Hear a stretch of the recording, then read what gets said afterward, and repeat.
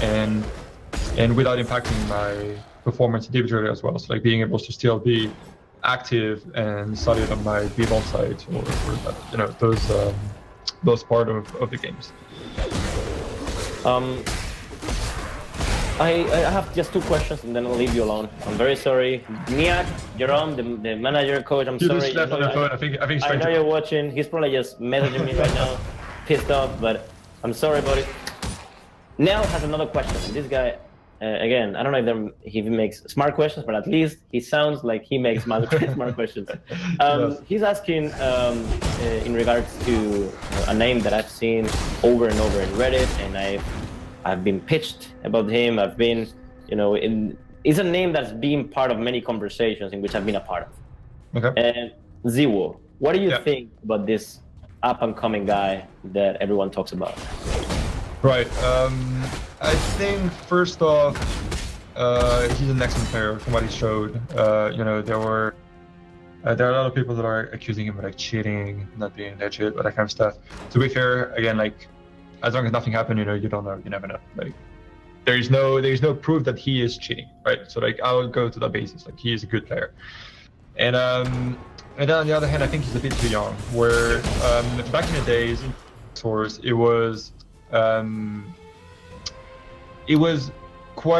much easier to bring a kind of unknown player with not that much experience, bring him in the top team and make him play very well. I think that was very easy back in the days. Now though, with all the input, all the players, all the experience, all that kind of stuff that is now in Counter-Strike, it is much harder to bring someone that didn't have, you know, that kind of middle team that would, you know, be like, I don't know, top 20 team, top 25 nowadays, I think would be enough, where he gets more experience, plays few international lands, is under pressure, is under leadership that, you know, is not built around him, especially the game, and to see him, how he would be in a situation, in a real team situation where he cannot do whatever he wants, where he has to be in, you know, some specific things in order to make the team work, etc. And so I think it's not a matter of the age. Again, like I don't know the guy specifically from person to person, but it's not about the age. I think to me it's about the experience. Like he still lacks that middle team where he's now in AAA. And that is, you know, they're a decent team. They're not very bad. You can say they're mediocre, right? I mean, they're like in comparison to like the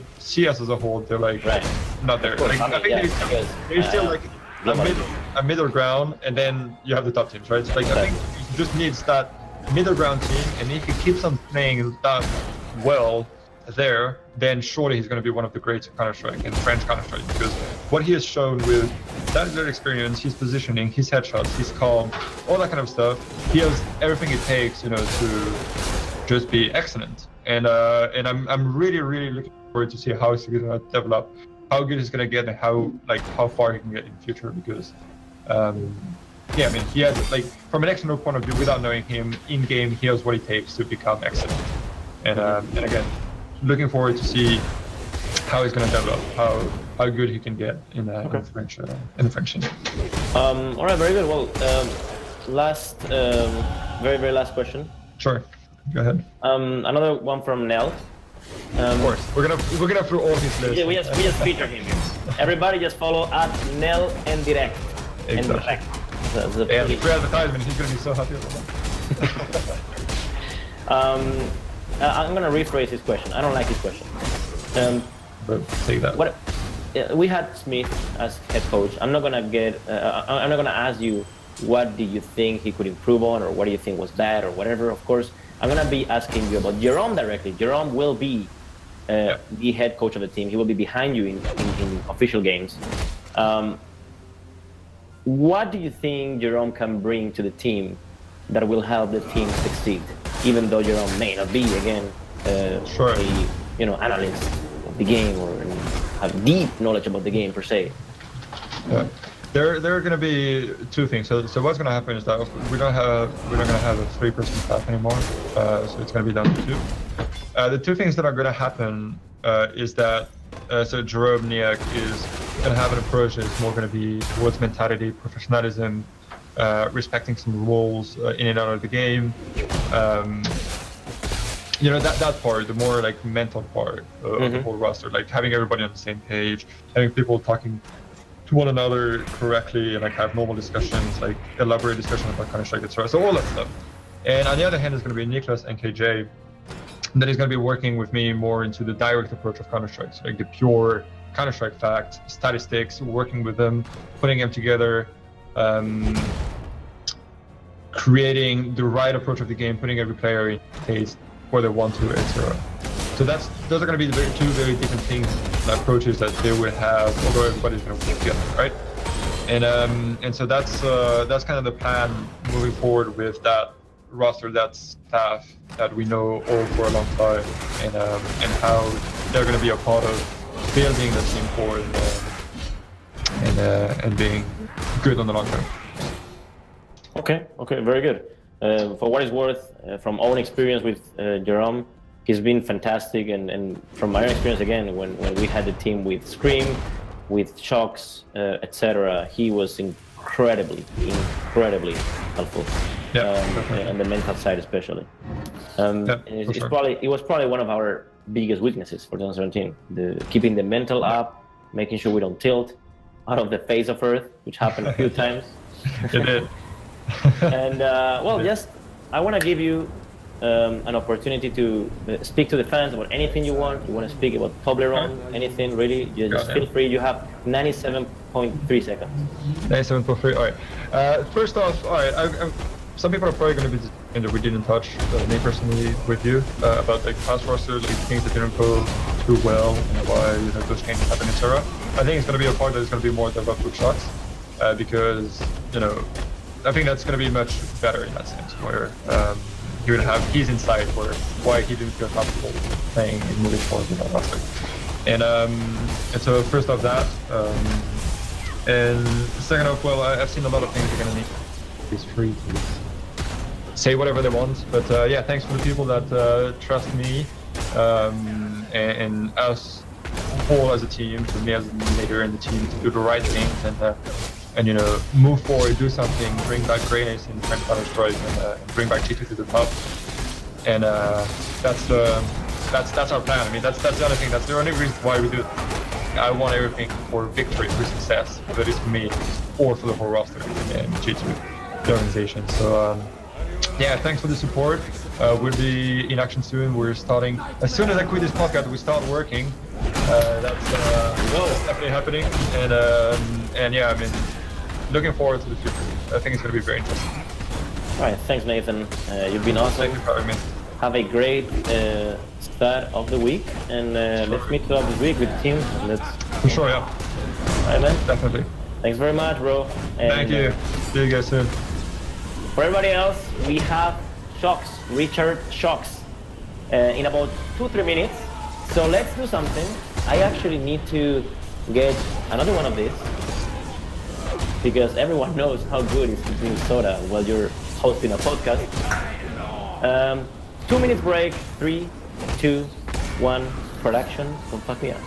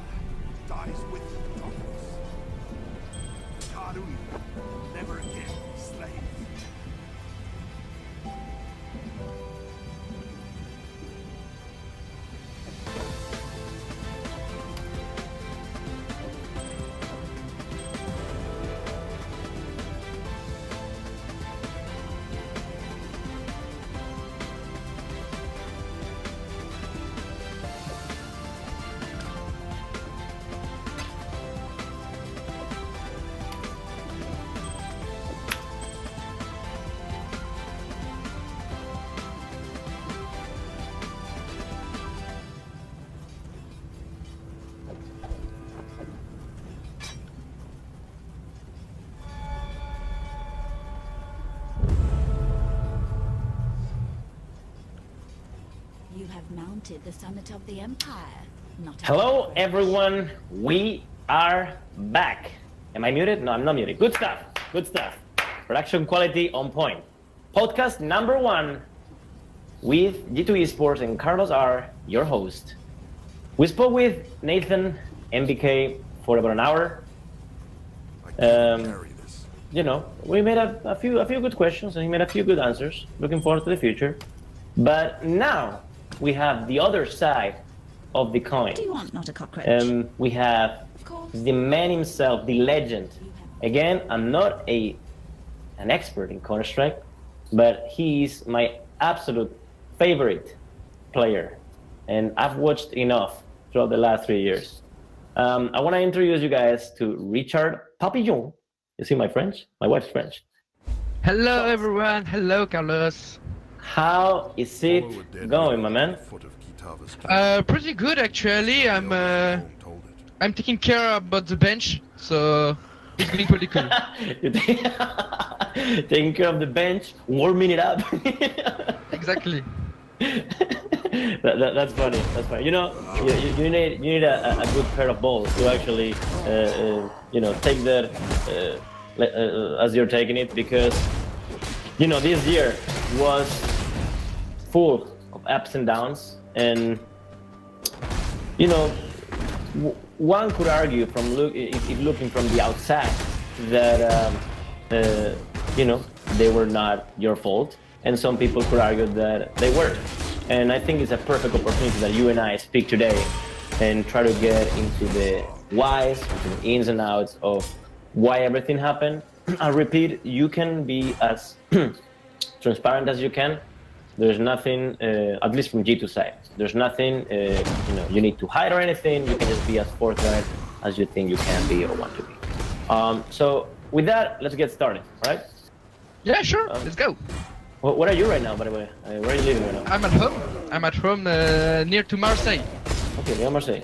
So actually the weather must not be too bad there, right? Yeah, it's not too bad. And I'm really happy that there is a good DreamHack next month at Marseille, just near to me. And oh yeah, that's true. But I will not compete this time, unfortunately. But that's not a Will problem. you at least be there? Yeah, I will still come as a spectator and say hi to people who wants to see me or whatever. That's awesome. I'm sure French people and anyone that's going to the event are gonna appreciate that you're there. How are you doing with the? This is a bit off topic again. As I told you before, it was gonna be a conversation. But how are you doing with the wrist? How are you feeling? Well, it's not changing since I'm not going to the surgery, so it's hurting every day, so it's really annoying.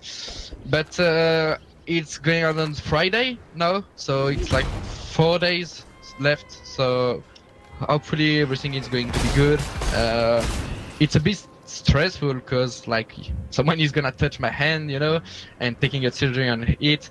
Normally everything should be fine. I got like 95% like the operation went good, but still, like if I will have to get the surgery about my leg, about my ass or whatever, like I won't give a fuck. But since it's my wrist, and if you just take away my wrist, I don't know what I'm gonna do, Carlos, in the next few months, in the next few years. I can't even begin to imagine the kind of stress you're probably going through. So why don't we do something? I don't know. I don't even know if I believe in this, probably not, but imagine it works, okay? So the 2,500 people that are watching the stream, everyone give magic to Shocks.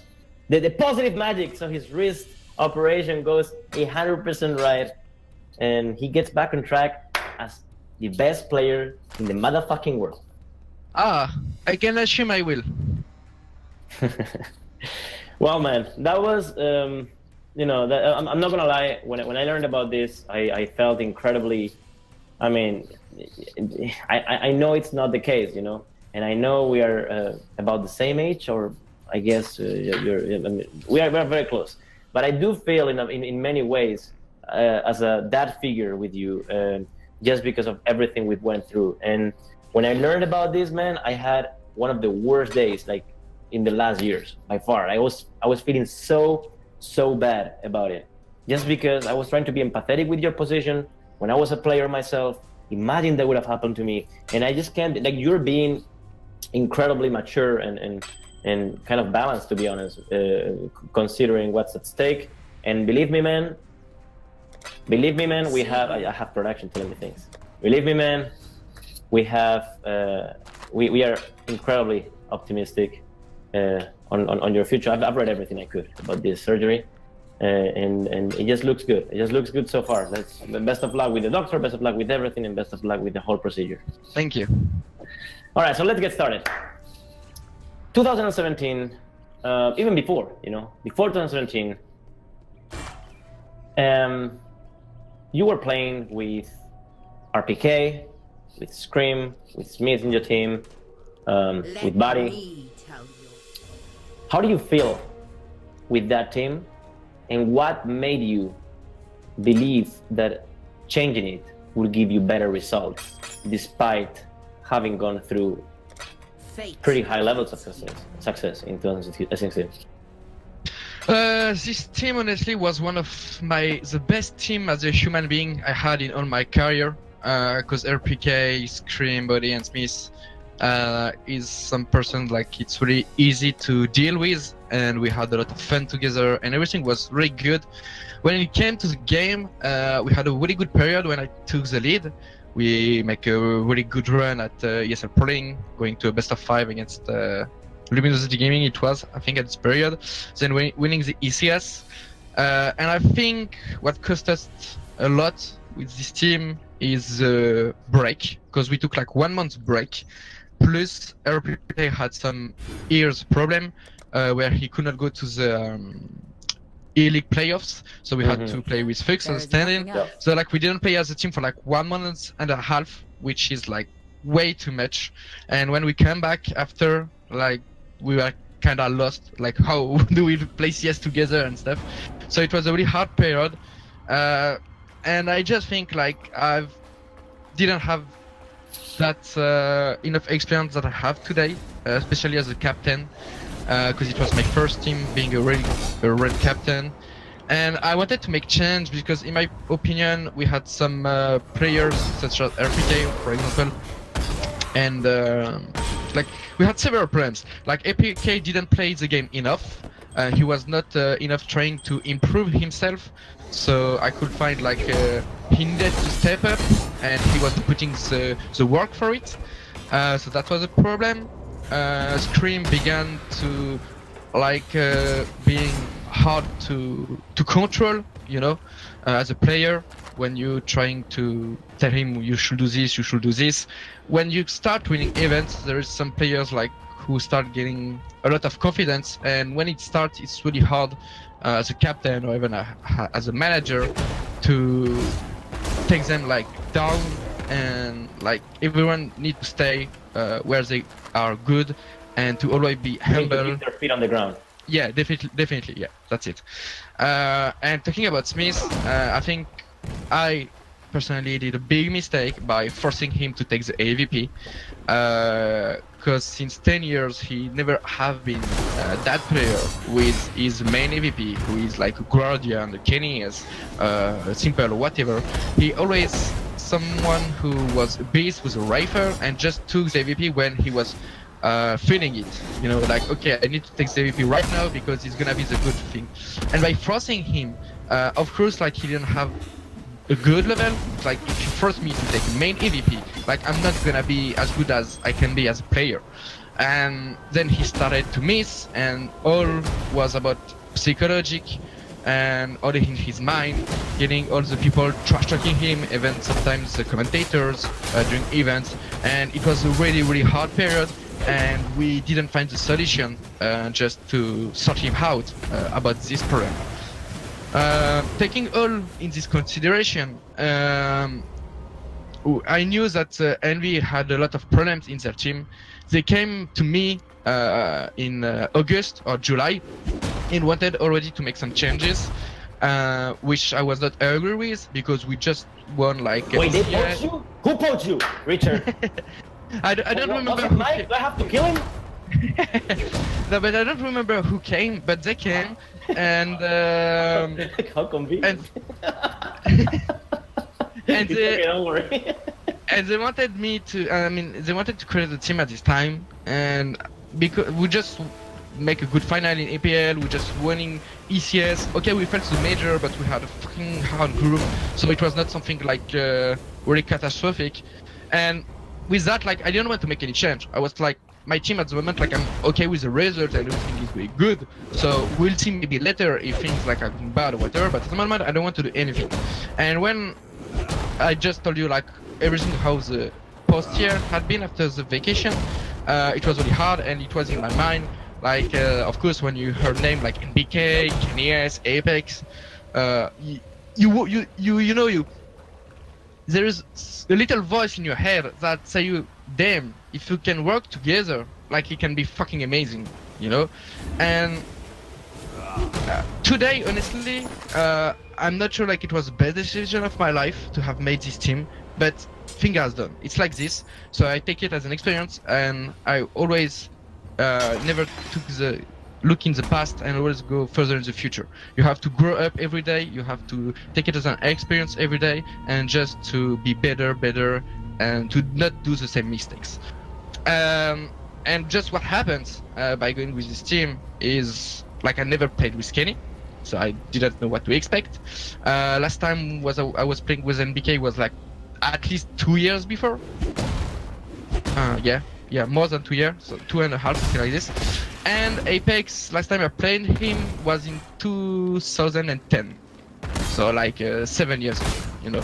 And I think that was the principal mistake I did. It just like we made the team together by thinking like, okay, we're taking the best player in every world, and like it's gonna fit, you know.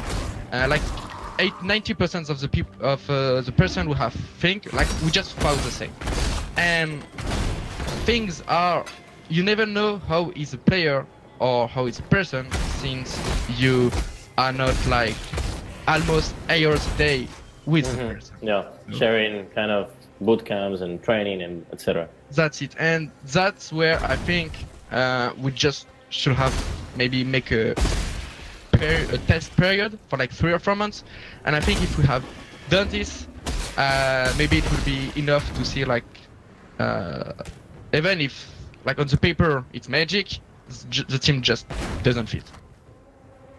I see. Well, you jumped yourself into kind of the new team already, and you did mention that you consider some of the choices made in regards to the lineup as potential mistakes, but we will get into that later. But diving into why you thought at that moment in time that was the best possible team you could put together. If you could walk me a little bit through your thought process back then, and then in this podcast, in a few minutes we can walk through your thought process today, if you wish to. But I would like to know back then what you thought about in regards to the team and the lineup and whatnot. Yeah, sure. So what I was thinking is like, okay, we're gonna have Smith as a coach. I know him since almost 10 years, so I know what he can bring and how his vision of the game, and like he's really smart and he always brings something new to a team, and he's really someone really important, you know. So for me it's like a bonus. Then because we had Smith who had some problem with the AVP, we're gonna replace him with KNES, which is one of the best AVP of the world, so he's gonna be perfect. We had also a small problem with RPK in Scream, is when we when we were going to the bomb site with pressure, sometimes people didn't rush enough faster, you know, they were kind of fearing that. And by getting Apex, who is the person who always run or whatever, like I was like, okay, we're gonna solve this problem as well, and it's gonna be better. So that was the main thing. Dirty in details, how I kinda lead is like I give a lot of responsibilities to my co-leader, as I did for example with Smith and Scream.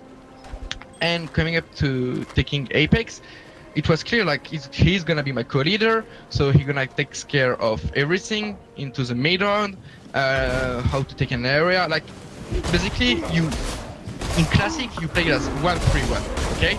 So I was thinking about me and ABK on the A, You mean we 1-3-1 in the map? There's one guy Yes, on one that's side, it. the other three. Okay, understood. That's it.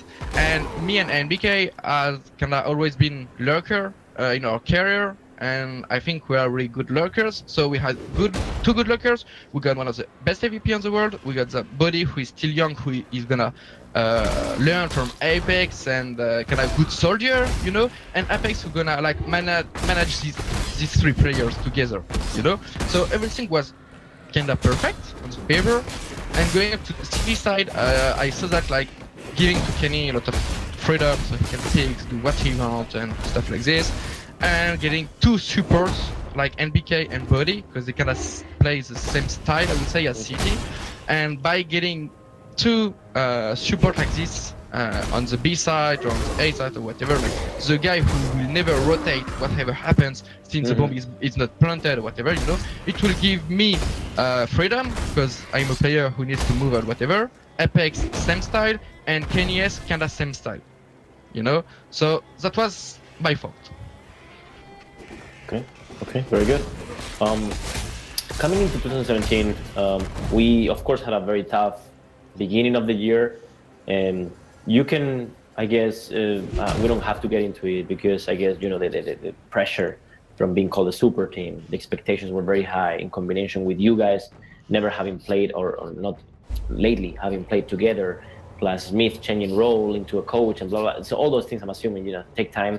But at some point, it became no longer acceptable that the team was not playing at a proper level, at least with some kind of consistency, right? What do you think happened throughout that process in which you went through some successes, like DreamHack Malmo, EPL, what was the other DreamHack? You won another DreamHack Tours? Yeah, Tour. Yeah, Tour.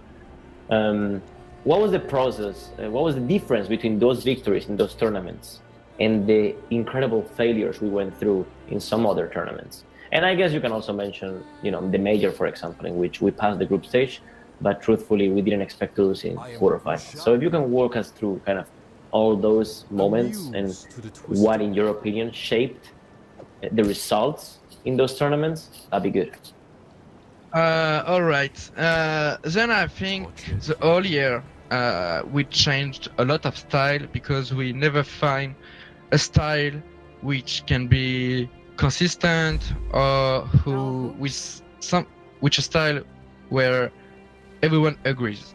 Okay, who are feeling comfortable with. Okay, we had a lot of big personalities into the team, which means a lot of people need space in the game, and because of that, it came to a point where it was clearly hard to satisfy everyone, because we are 5 and you can't, if you need to have a balance on a CS team, and if you have 3 players who get this freedom, then you will never be consistent and your game is gonna be way too shaky, you know.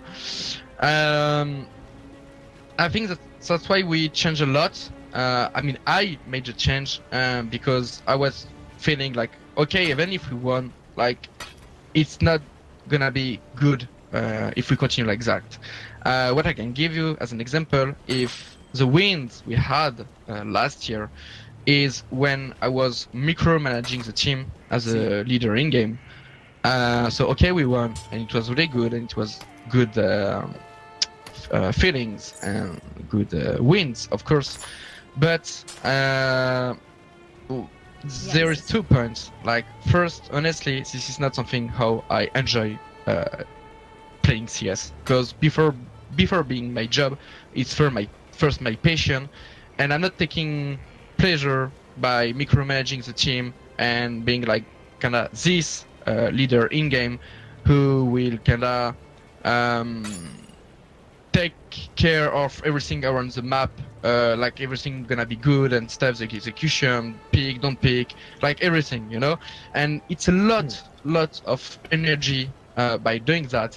And even if we won, like when I left the trophy, whatever, like 2 days after, I was like, okay, it's cool, but I just can't do it like every day. You know, it's something like can happen maybe like this, like maybe 2 events in a year, you know, maybe because you are feeling it, you got the energy, and okay, let's do it. Trust me, I take care of everything, and let's go, guys. Okay, but you have to think like today you have a lot of official matches, you have a lot of practice, you have a lot of events, and I mean personally, I don't have enough energy to do it every single day. You know, that's not something possible. So we try a lot of different things, and I think if I can sentence the warrior in one sentence, it's just like we have good players, yes, but having good players doesn't mean like you will be a good team. What defines a good team is having a good chemistry between the players, outside and inside the game, getting the balance, and that's it. And I just think like this team, not saying like anyone was the problem or whatever, it's just like we didn't fit together. Okay. I guess we'll get into that a little bit later in regards to what pieces exactly you thought weren't clicking. But in the moment, I think it's a good moment to mention a question from someone with the hashtag YouTube podcast on Twitter called Matthias Hollander. That is, in hindsight, do you regret, so in hindsight meaning in the past, right? I mean, if you would have to go back in time, right? Do you regret taking up the mantle of leadership and sacrificing your individual performance?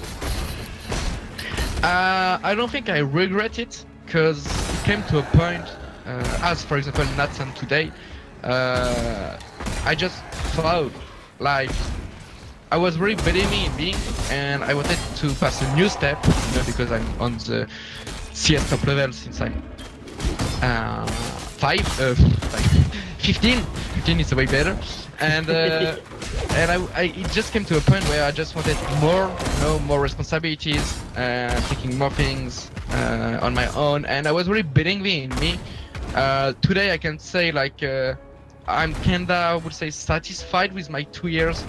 I mean, I tried definitely my best, even if we didn't win a lot of things or whatever, but I tried my best, and I can say today like, okay, I'm not supposed to be a captain. Like, it's not in my personality, you know. Like, I'm someone who is really shy in the real world, I would say, and who don't often. I don't like to push people, you know. I don't like to go to the fight. I don't like the fight. And when you are team captain, or when you are manager or coach or whatever, or you are boss, Carlos, sometimes you need to punch your soldiers, your teammates, your whatever, you know. And this is not in my blood. And I think this is also a reason why we had some problems in my team when I was the captain, is because by not doing this, you are not solving directly the problems. So they just get into your team and getting bigger and bigger each day. And when it comes to a point where it's too much bigger, you are like, what the fuck I do? You know? Yeah. Well, then we actually have a headline right here.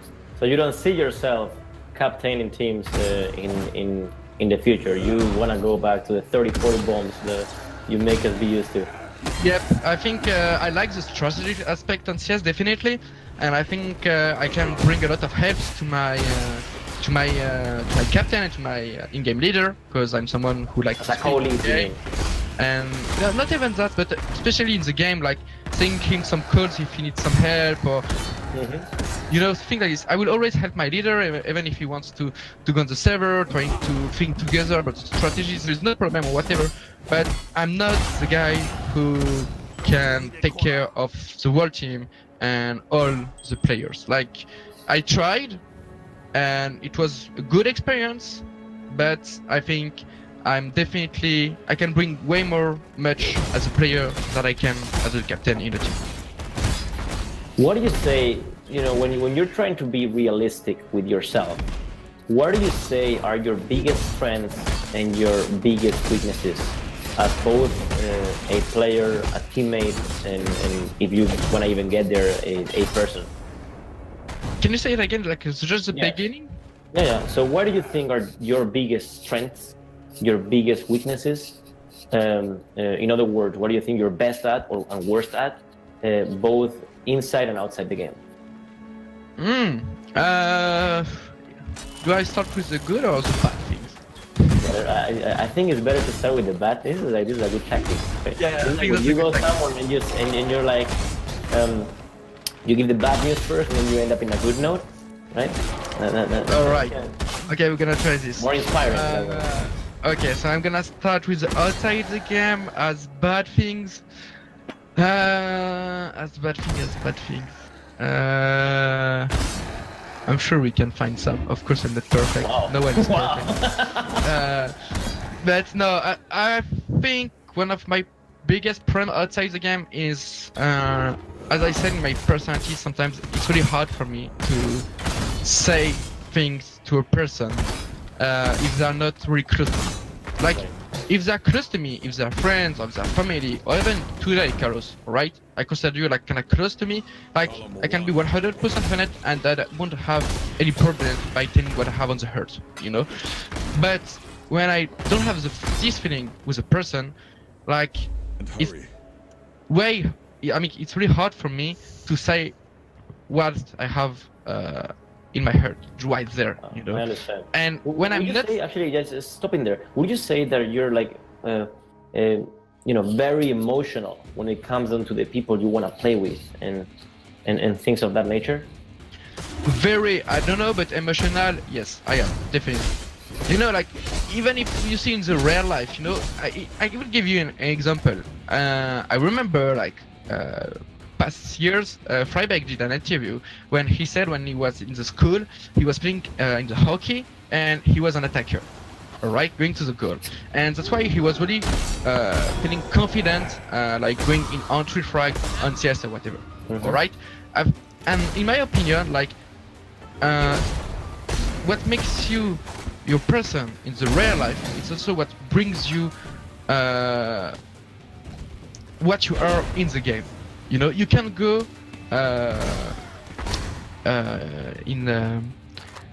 in conflict, I will say, in that, okay? And for example, when you're taking the emotional thing or whatever, like, I'm the guy who gonna get flowers for my wife, who gonna get a diner romantic with her or whatever, you know, saying like, writing like a poem, you know, like, I'm this type of guy. So of course, when it comes to punching someone, like saying him the truth, like, man, what did you do? Fuck it, you're fucking stupid or whatever. It's kind of hard for me, you know? Yeah, I see what you mean. And the thing is it is a bad thing because I take it off me and I'm not like taking